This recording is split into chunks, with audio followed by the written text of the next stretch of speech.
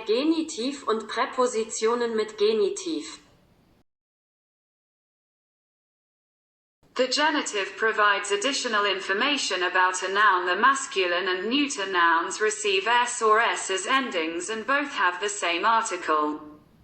In the feminine we use the article der and do not add s. In the plural the article der is used with the plural of the noun.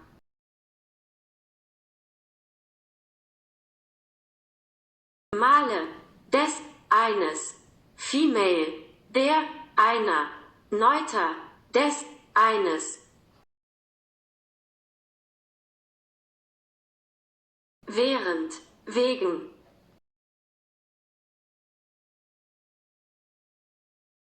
Anstatt, trotz.